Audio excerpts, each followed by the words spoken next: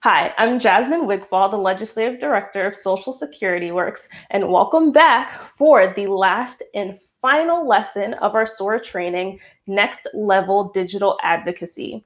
When we were putting together this training, we knew that it was really important to have advocates learn all about how digital advocacy works because we're all stuck in the house. The COVID-19 pandemic has been devastating for all of our communities, but it's more important than ever for us to have our voices heard in the halls of Congress. And so we're really lucky to be joined today by two experts from Social Security Works who know so much about this topic and are going to make sure that you all leave with all the information that you need to become next level digital advocates. So first up, we're joined by Linda Benish, who is the Communications Director of Social Security Works. And second, we're joined by John Bowser-Bauman, who is a senior advisor for Social Security Works, as well as the president of Social Security Works PAC. Thank you, Linda and John, for being here with us today. Nice to meet you. Thank you so much. Thank you. So I want to start with one basic question, which is, why are we even doing this? We talked a little about how important it was for our voices to be heard during COVID, but John, I was hoping that you could delve in a little more about why advocates should be very confident using digital tools to be advocates for Social Security and so many other topics that we're passionate about. Well, as president of Social Security Works PAC, meaning that largely, I work on campaigns. In 2018, I literally traveled, as you both know, to 57 different campaigns when it was imperative to take the House, so that we could put the brakes on an administration that could have legislatively destroyed us. But in 2020, we weren't able to do that. So it really showed us how important digital advocacy was. And as a veteran of now literally 109 Zoom meetings during this last set of campaigns, 70 of them were for the Biden-Harris team. 37 of them were House and Senate, and the last two were part of the Georgia effort. I can vouch, we amazingly, people don't talk about this enough, but the turnout in this last election, which was a result of digital advocacy, the turnout in this last election, when on our side of things were, the issues that we work on, we didn't knock on doors, was through the roof. Biggest turnout ever in history. So as senior advisor to Social Security Works itself, we're working on policy. Digital advocacy is just as important when it comes to policy issues, the core issues that we work on: Social Security, Medicare, drug prices. Every one of them involves digital advocacy. Yes, it's more important now, but it'll still be important when society goes back to normal. Digital advocacy couldn't be more important than it has been lately. That is so true. Digital advocacy isn't going to stop just because the pandemic is over. We will continue to use these tools and traditional tools to move forward the agenda that we want to see in place. And so, Linda, I want to turn to you to work us through talking about specific social media tools that our advocates can use to make sure that our agenda is in the faces of the legislators that are making the decisions. And so Facebook and Twitter, we all know, are extremely popular, and people use them all the time to connect on different social issues, on different, general issues that aren't necessarily politically related, to connect with family members and friends. And so we want to start by talking about Facebook. For those people who don't have a Facebook page, maybe have been hesitant to use Facebook, can you explain exactly what Facebook is, and then what do you need to start a Facebook account? Sure. So Facebook, it's by quite a lot the most popular social media platform among seniors. Usage is growing among Americans over 50 and over 65. every year. And so it's a really great place to connect with others and to talk about Social Security and related issues like Medicare and drug pricing. Facebook, it requires you to use your real name, right? Sign up as yourself. And so I'm actually going to do a screen share and sort of walk you through the beginning of the process of creating a Facebook account.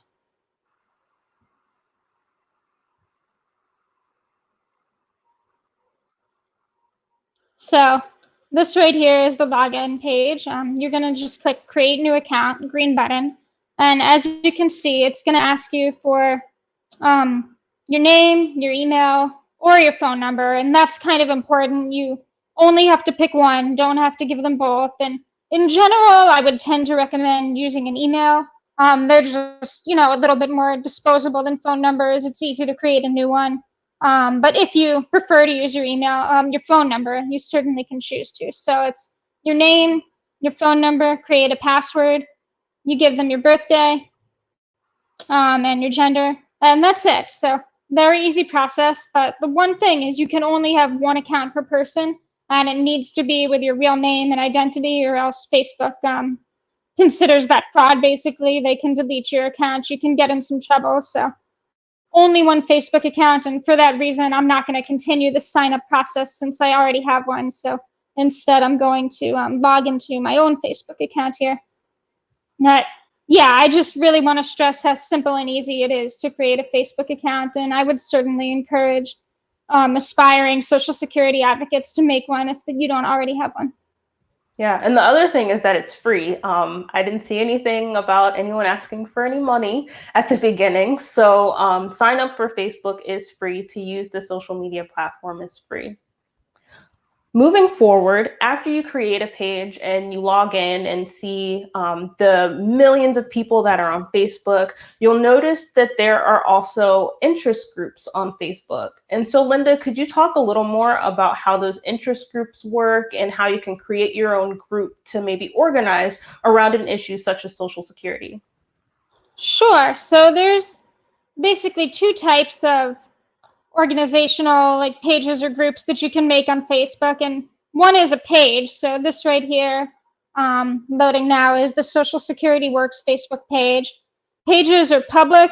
Only the people that run the pages can post, and most organizations that you've heard of will have a Facebook page. Some are more active than others, and if you may want to create a page, that's if you kind of have an audience, like say a group of seniors in your state or area, and you want to be able to just broadcast to them. But it's somewhat one way. Like people can comment on Facebook posts, as you can see here, but they can't actually post to a page.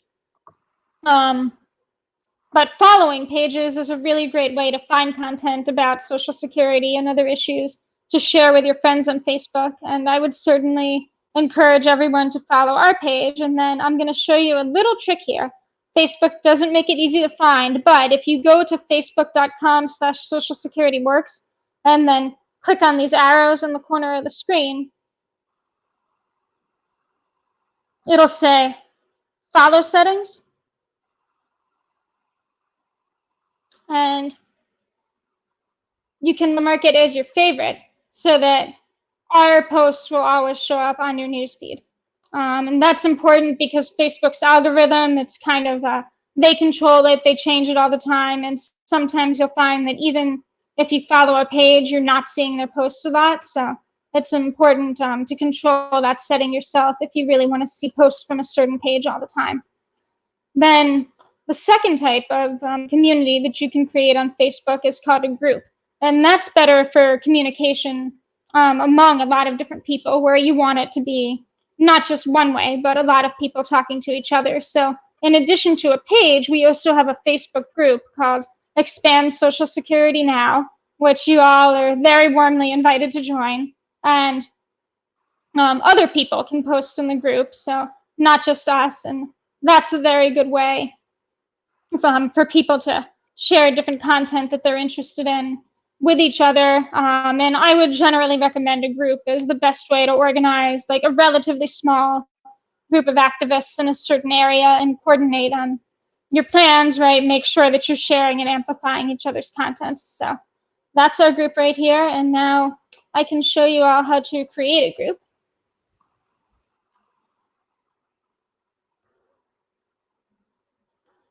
So, oy.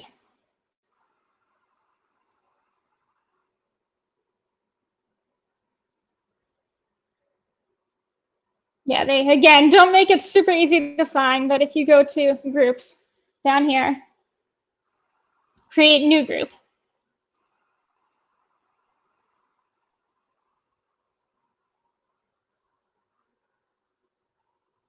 So again, as with joining Facebook, you don't need a lot of information. It's a pretty simple process, but you just name your group.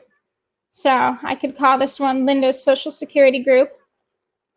You choose privacy. Now this is somewhat important because there's advantages and disadvantages to both, but if you really know who you want to be in your group, it's mostly people that you know from real life or that you've already met. And if you don't want people to be able to see your stuff unless you're in the group, then you probably want to set it to private. And one big advantage of that is you're not going to deal with trolls or people coming in who just want to bother you or start trouble.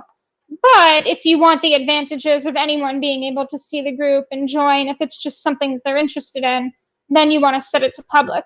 And I would say it depends how much time that you think you're going to have to kind of take a look at the group, moderate it, delete anyone who's just coming to start trouble. But if you want to just avoid that, then you can set it to private and just have the people that you want in there. And once you've created the group, they'll let you do things like add a picture at the top and stuff, but all of that is fairly optional. And yeah, I just really want to stress how simple this process is. If you have trouble finding the group section on Facebook, you can also just Google Facebook groups and it should come up.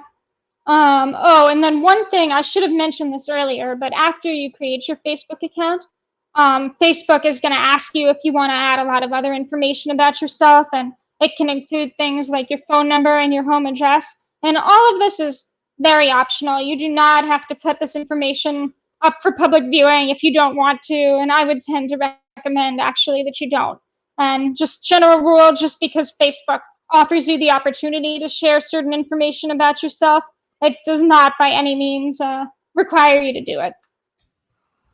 That is very true. I can be a witness to that. I have a very blank Facebook page. I use it to follow Social Security Works, and I use it to follow other pages that I'm interested in. But I actually don't want to put my whole life out on Facebook, and you don't have to feel like that's a necessity in order to be a part of the Facebook community. So like Linda said, you should feel like you can give a certain amount of information without giving out everything if that's really important to you.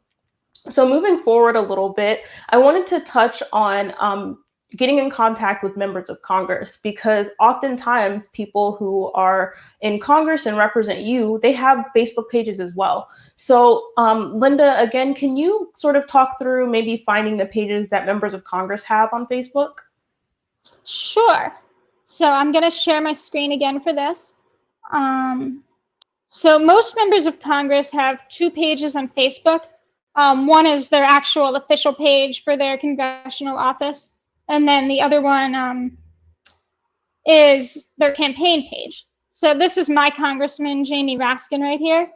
He has two pages, and it's not a hard and fast rule, but one way that you can often tell the difference quickly is if it has their title.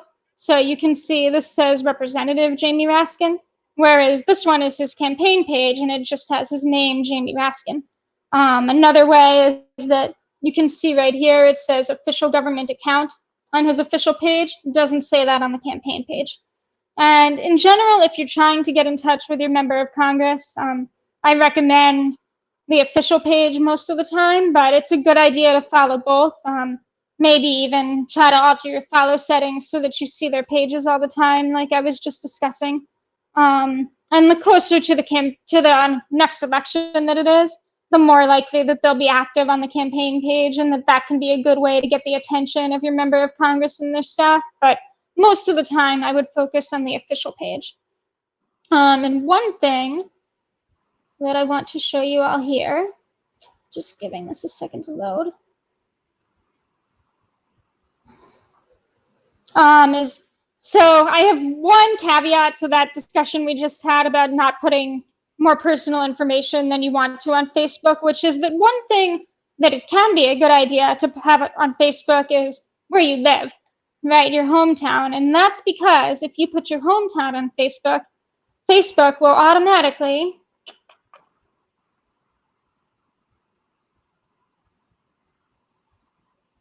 tell your member of Congress if you're a constituent. And usually it's more than this, but you see this little sign right here next to Dana Gold's name.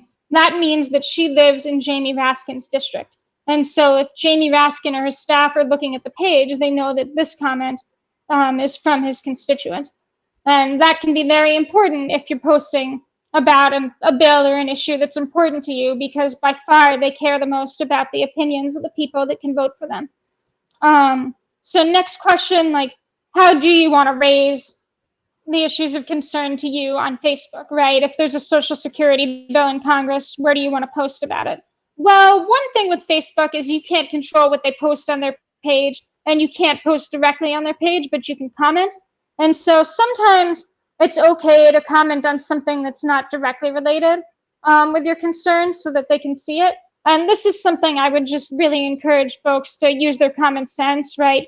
If a member of Congress posts about a natural disaster or a school shooting, that's not a good time to comment about something else. But if they just comment, you know, I'm flying back to the district and looking forward to seeing my constituents, that's a good post to comment on. Like, oh, while you're here, I would love to talk to you about XYZ. Yeah, that's all really great advice. So for anyone who feels overwhelmed already and feels like that was so much information, I don't think I could have captured it all, don't worry.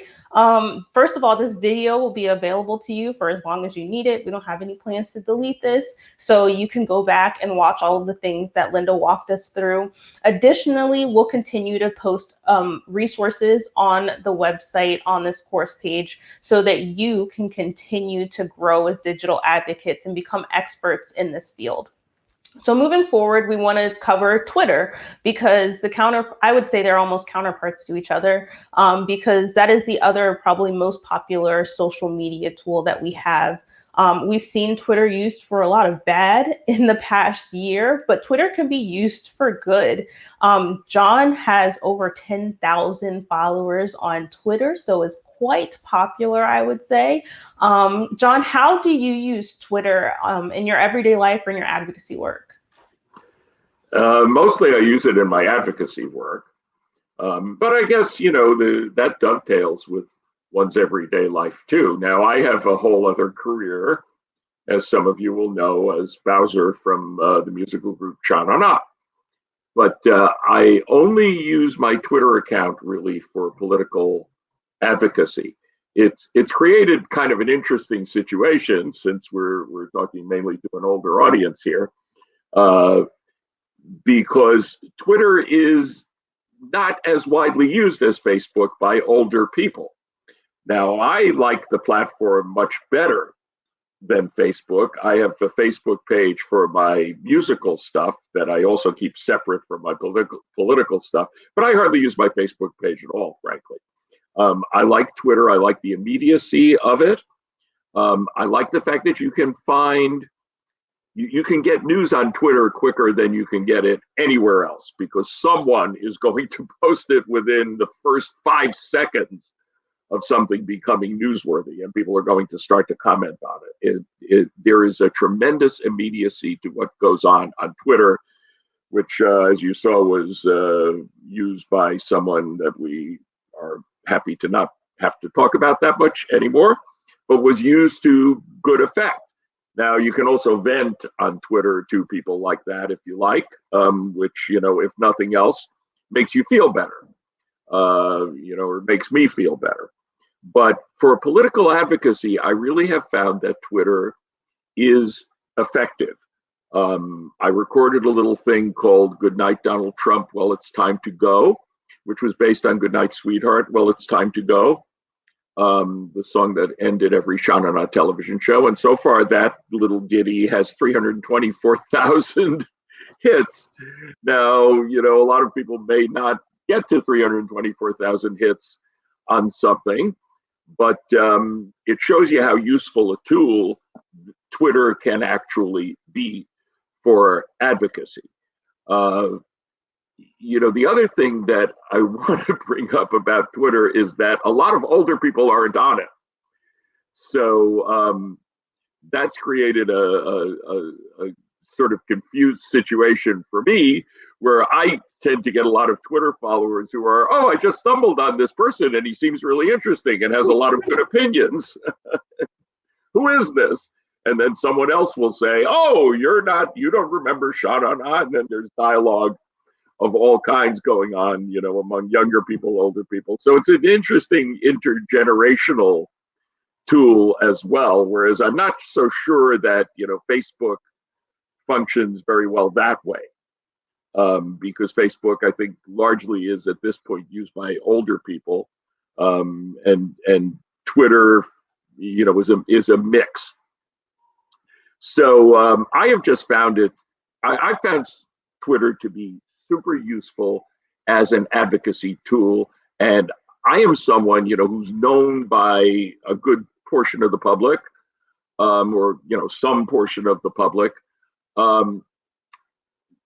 that responds to people when I see a tweet by someone, when I see a tweet that's interesting by anybody, whether it's somebody that I know or somebody that I don't know, I will tend to respond to it and sometimes retweet it.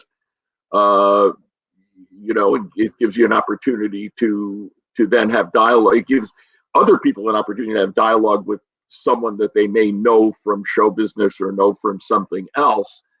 So there's kind of an immediacy to that too. At least I use it that way, and I've noticed that so do a lot of well-known people. Use it that way. So it expands your universe. You can interact with people you may be familiar with, not from real life, but from some kind of public life. And I just generally have ever since I got on there, I've used it more and more and more, and I think to really pretty good effect. I also have used Facebook in this last election. I put together something called the Florida Democratic Seniors Organizing Council, and we had a Facebook page. It was a public-facing Facebook page, like Linda talked about. Those can be quite useful, as can Google Groups and things like that, either public or private. Facebook is useful in that way because so many people are on Facebook. And as much as I personally don't like the way that platform has conducted itself, it's been even worse than Twitter. But it is still an important tool because so many people use it. So, I'd say that's a pretty good synopsis of what I think about Twitter and the way I've been able to use it for advocacy. Thank you, John, for that summary. Twitter is really useful for news and for communicating with people. And Linda, you are the expert of how to get all that work started. So I'm hoping that, similar to Facebook, you can take us down the path of how exactly do you create a Twitter account and what do you need to make that happen? Sure. So creating a Twitter account, it's actually quite similar to Facebook, including that you can use either a phone number or an email address. And then once you've entered that in, they're going to either send you a text or an email just to verify that you put in a real phone number or email address. And then you have a Twitter account. They don't ask for too much information. They're going to want your birthday, but that's really just to verify that you're over 18. And one difference between Facebook and Twitter is that on Facebook, as I was saying, it's really important to use your real identity. Twitter doesn't care. You can make a Twitter account for your cat if you want to, and they will be fine with that. You can have multiple Twitter accounts if you want, like, say, if you're somebody like John who sort of has multiple facets of your life, right? If John wanted to, he could have a separate Twitter account for his political work and then one for his musical work. And Twitter would have no problem with that. Now, you can only have one account for each phone number or each email, so that's the only thing. If you want more than one, you might need to make another email address. And I would generally suggest, even though you don't have to, if you're going to be using Twitter for political advocacy, it is a good idea to use your real name and a photo of yourself. And that's just so journalists or lawmakers who are on there really see you as a real person, a constituent. And just to add to what John said, I think it's so important, the work that seniors can do for advocacy on Twitter, because Twitter is such a relatively young platform. The people who use it the most tend to be journalists and between their 20s and their 40s or so. A lot of politicians are on there. Sometimes their staff runs their Twitter account, but you would be surprised how many of them either run their own Twitter accounts or at least keep an eye on them. So if you call your congressman's office, I certainly encourage people to do that, or your congresswoman. She's never going to pick up the phone. That is almost impossible. But if you tweeted her, it's actually fairly likely that she might see it. And so in some ways, Twitter can be even more valuable than writing and calling, though, again, certainly do all of those things in addition.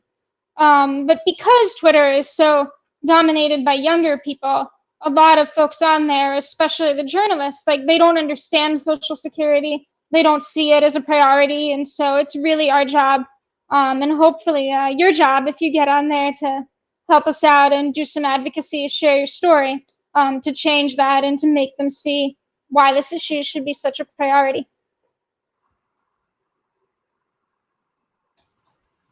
So you said Twitter is a lot like Facebook. So that means that it's free, just like Facebook. And then, like she said, it's only a limited amount of information that you have to give. So hopefully you all will get involved with Twitter. But Twitter has something that's I think it's kind of unique. You can use what we call a hashtag on Facebook, but Twitter uniquely follows trends. That's the entire point of it, is they want to know what is hot right now. What's the hot topic?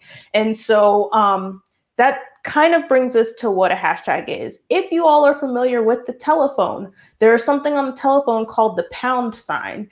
And so that was that's the original hashtag, is that pound sign. That's what we're talking about when we say hashtag. But Linda, can you go into depth a little bit about how the pound sign has now transitioned into what we call the hashtag?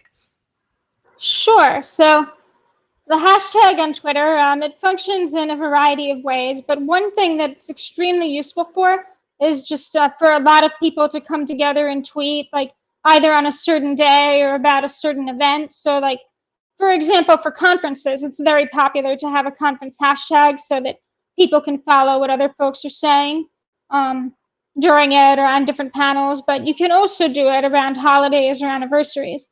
And one thing that we do, I'm going to share my screen again here, every year is we do a tweet storm using a hashtag for Social Security's birthday. And so I am going to show you all the one from this past year, Social Security's 85th birthday. And we were the ones who created this hashtag, but you can see Congressman Connor Lamb using it. AARP actually picked it up and used it. Representative John Larson, who's one of our strongest allies in Congress, is using it. Teresa Greenfield, who was a Senate candidate at the time. And so these can just be really great ways to organize, to get all kinds of people, politicians, celebrities, even journalists, to take notice. And a good way to just stay together, right, and see what like-minded people are talking about. And then in addition to using hashtags for events, there's also evergreen hashtags. For example, a lot of disability advocates on Twitter have a hashtag called Crip the Vote that they're just using all the time to talk about Social Security, to talk about disability policy. And for Social Security, well, I will say we don't have one that's quite as ubiquitous as that. Expand Social Security is certainly one that I would suggest that folks try out. And in general, if you're looking for good content on Social Security on Twitter, just to get you started, I suggest following us at Social Security Works. And then we pretty regularly retweet other organizations and journalists who write about this issue and the like. And so by following us, you'll quickly learn about other accounts that are good to follow as well. That's super informative and really, really helpful, Linda, to show us exactly what Twitter looks like and what the hashtags look like. I think that how you categorize things on Twitter is important in order to get them to trend. So if you want to talk about Social Security and you don't use the hashtag Social Security or expand Social Security, someone might not see the thing that you're tweeting about, but using hashtags is really important. So I want to go back a little bit. Linda, you talked about Twitter and the ability to use these hashtags, but the other thing you can do on Twitter is what's called retweeting and quote tweeting, which you can see at the bottom. Anytime you type something on Twitter and send it out, you can tweet it or you can quote tweet it or quote tweet somebody else's tweet.